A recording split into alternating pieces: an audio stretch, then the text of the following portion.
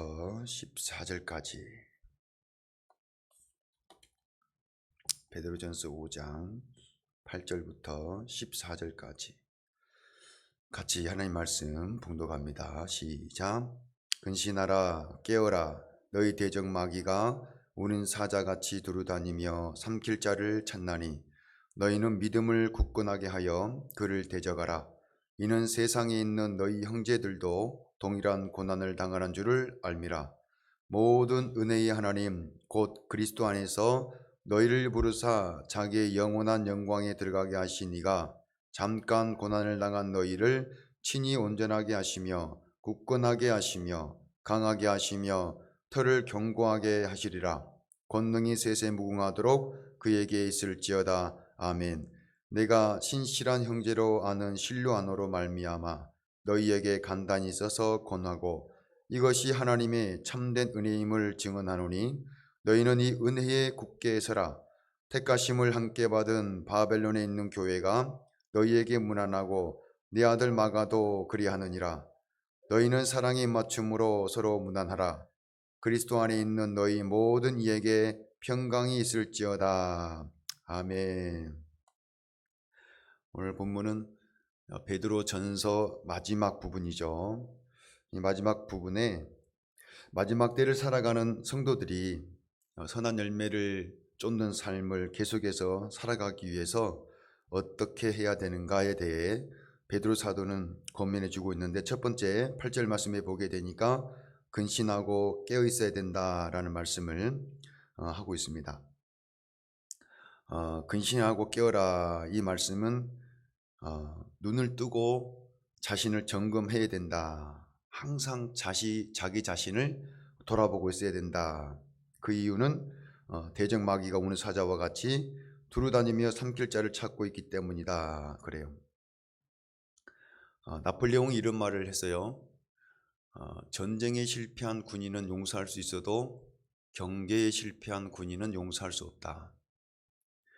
그만큼 전쟁의 승패는 보초를 쏘는 초병으로부터 시작되는 거예요.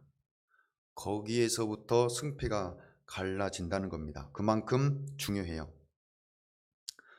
베트남 전쟁 때 미군은 베트콩의 기습에 굉장히 애를 먹었습니다. 첨단 장비를 가지고 야간에 보초를 쏘고 전쟁을 했지만 속수무책으로 당했어요. 그래서 내린 처방이 뭐였냐면 두세 명을 최전방에 보내서 청음초라고 하는 천병을 두고 첨단 장비를 이용하는 것이 아니라 그 두세 명의 군인들이 직접 베트콩의 움직임을 귀로 듣고 눈으로 보고 전달하는 식의 이런 방식으로 전략을 바꾼 것입니다. 우리나라도 베트남전에 참여했죠. 전무후무한 승리를 거둔 싸움이 있었습니다. 그게 바로 짜빈동 전투라고 우리나라 해병대 1개 중대가 베트콩 1개 연대를 무찌르는 그런 엄청난 전쟁입니다. 세계 전쟁사에 길이 남을 승리죠. 중대 병력이라 해봤자 200명에서 300명입니다. 연대 병력은 한 3,000명 되거든요. 그런데 우리나라 해병대가 1개 중대가 한 연대에 한 3,000명 정도 되는 그런 베트콩을 무찔렀어요. 그렇게 했었던 이유가 뭐냐면 바로 이 청음초라고 하는 이 초병을 전방에 미리 보내서 그렇게 직접 보고 들었던 것을 아군에게 전달해 줌으로 베트콩의 움직임을 다 파악할 수 있었기 때문에 그렇습니다. 이 때문에 과거부터 이러한 이유 때문에 초병의 군기는 굉장히 셉니다.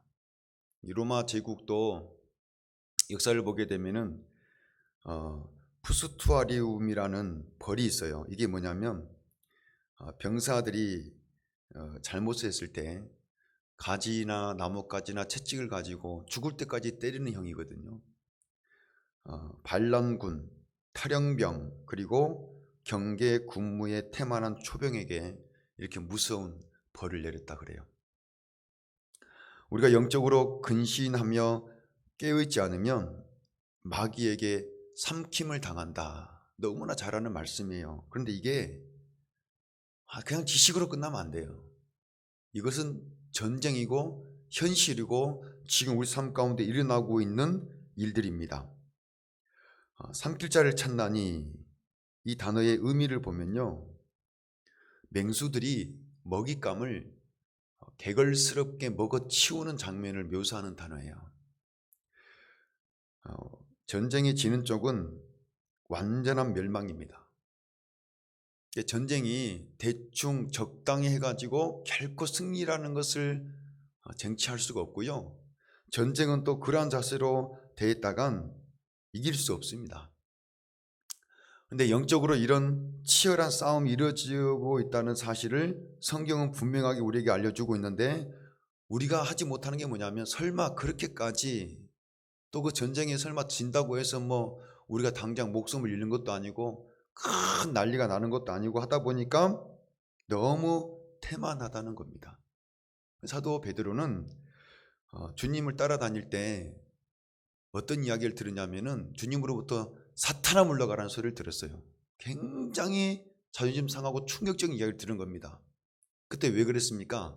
하나님의 일을 생각하지 아니하고 사람의 일만 생각했다는 그 이유 하나만으로 주님께서 이렇게 강하게 질책을 하셨거든요. 영적인 세계에 대해서 도무지 캄캄한 베드로를 향하여 그렇게 질책한 주님의 그 가르침이 아마 사도로서 사명을 감당하는 데 있어서 뼈를 때리는 그런 채찍으로, 또 그런 교훈으로 사도 베드로에게 와닿았을 거예요. 사사기 3장 말씀 보게 되면, 여호와께서 가나안의 모든 전쟁들을 알지 못한 이스라엘을 시험하려 하시며 이스라엘 자손의 세대 중에 아직 전쟁을 알지 못하는 자들에게 그것을 가르쳐 알게 하려 하사, 그래요. 사사시대는 하나님께서 이끄시는 싸움에 앞장섰던 지도자 여호수아가 죽고 오랜 세월이 흘러 전쟁을 알지 못하는 세대들이 민족의 대다수를 이루고 있었을 때 일어났습니다. 그런 시대를 배경으로 하고 있죠. 이들은 과거 조상들이 어떻게 이곳까지 와서 터를 잡게 되었는지 관심도 없고 아무도 거기에 대해서 알려고 하지도 않았습니다. 그들 조상은 우리가 잘 아는 대로 애굽에서 400년간 노예 생활을 경험했고 출애굽 후에도 광야 생활과 셀 수 없는 전투를 치렀습니다. 결과적으로 볼 때는 하나님께서 이곳까지 인도해 주셨지만 이들의 조상들은 수없는 전쟁을 통해서 가장들이 목숨을 잃었고 수많은 미망인들이 생겨났고 수없는 셀 수 없는 고아들이 생겼죠. 그런 피와 땀과 아픔 속에 세워진 나라가 이스라엘입니다. 그런데 한 세대가 가고 한 세대가 오면서 치열한 이런 전쟁의 역사를 아무도 기억하지 못했던 겁니다. 그러니까 그들이 했던 일이 뭐냐면 방탕한 거죠. 경계를 느슨하게 한 거죠. 그러니까 하나님보다는 눈에 보이는 우상과 눈에 보이는 세상적 가치를 섬기며 따랐던 것입니다. 그러니까 하나님께서는 그들을 가리켜서 전쟁을 알지 못하는 세대라고 하면서 그들을 깨우쳐 주고자 사사들을 세웠고 하나님의 말씀을 선포했던 것입니다.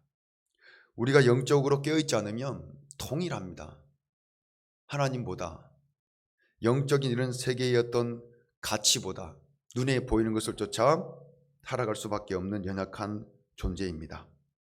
그래서 이 마지막 때는 대적 마귀가 개걸스럽게 먹어치우기 위해서 성도들을 미혹하고 또 공격하고 있다는 사실을 분명하게 마음에 새겨야 된다라는 것을 강하게 지금 말씀하고 있습니다.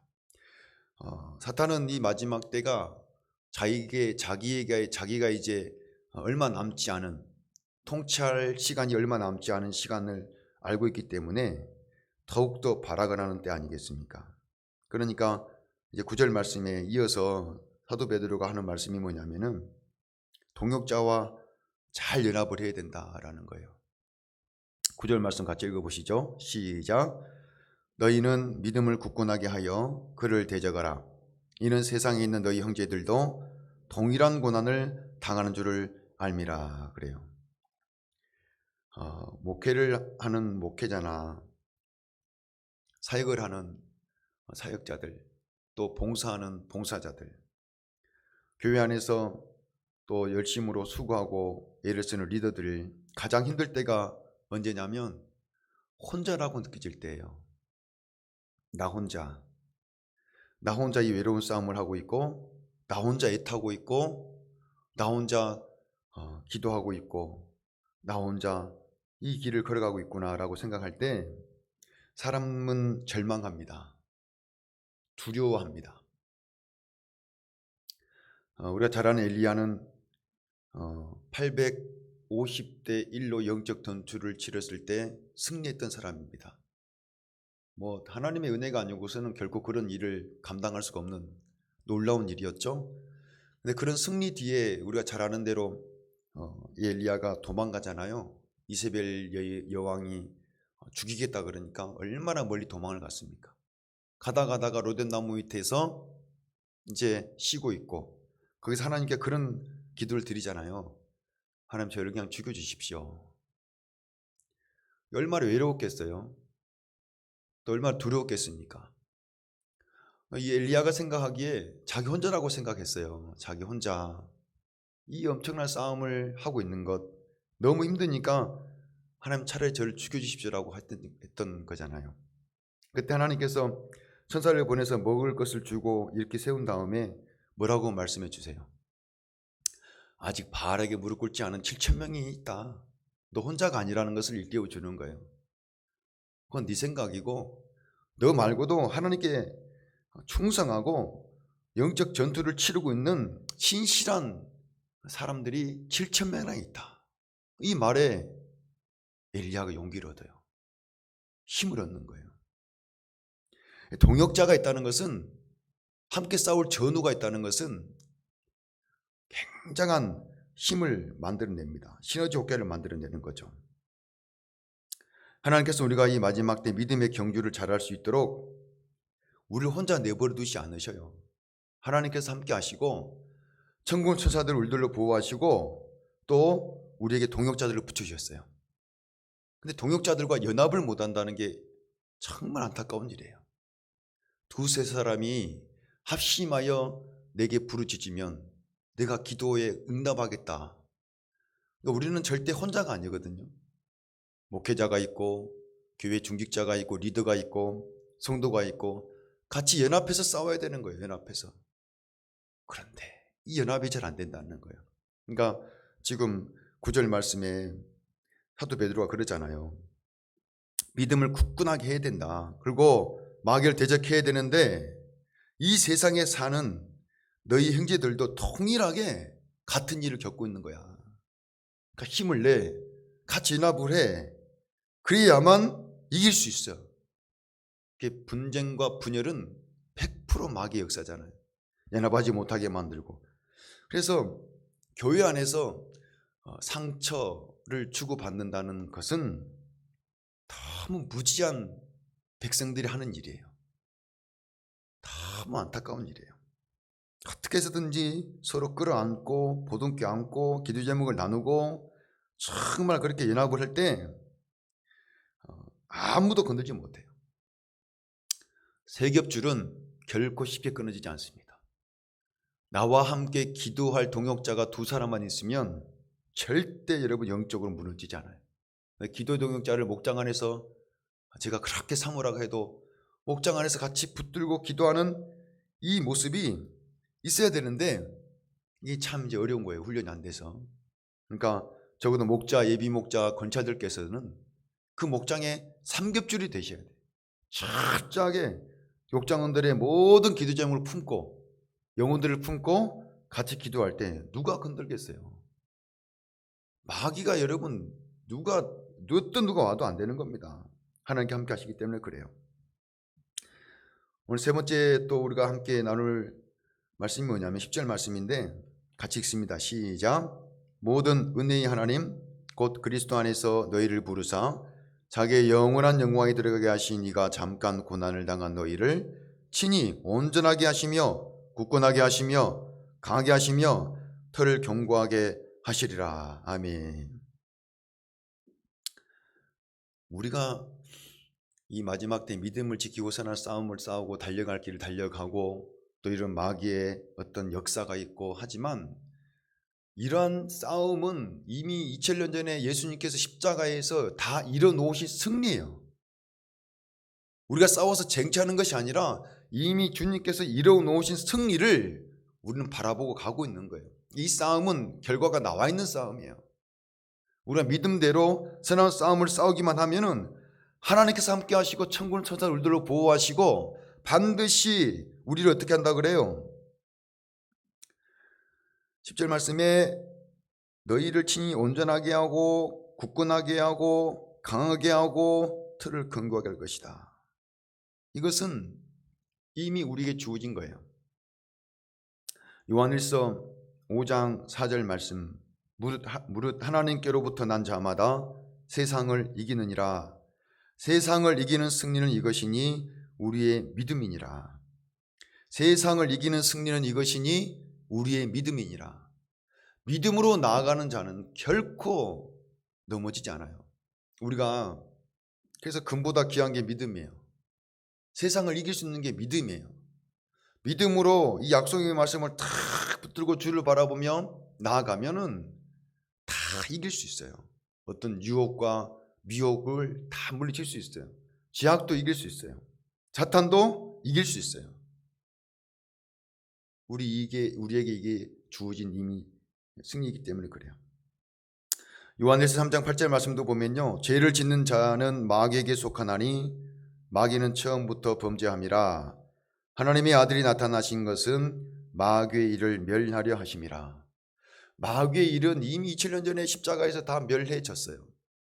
지금 마귀는 찬탈된 면류관을 쓰고 왕노릇하고 있는 거예요. 마지막 때 자기의 때가 얼마 남지 않았다는 사실을 알고 있어요. 주님 다시 오시면 다 끝나요. 그러니까 더욱더 발악을 하는 겁니다.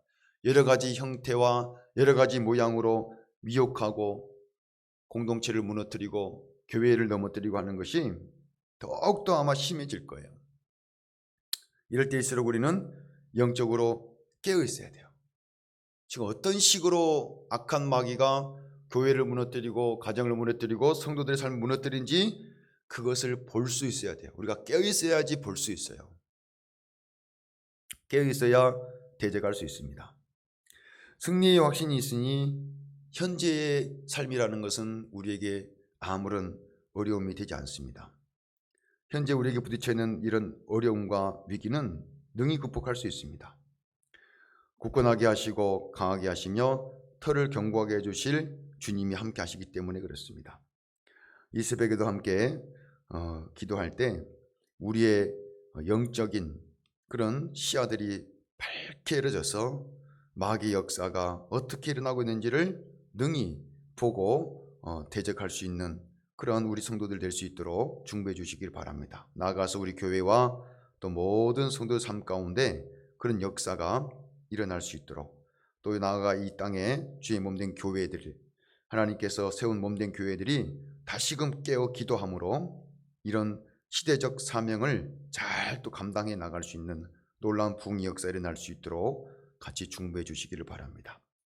기도하겠습니다. 하나님, 우리 아버지 은혜와 사랑을 감사합니다. 오늘도 우리에게 새 생명을 주시고 또 새 날을 선물로 주시고 하루의 첫 시간을 하나님 전에 나와서 함께 찬송하며 또 기도하며 또 말씀으로 시작할 수 있도록 은혜 주시니 감사합니다.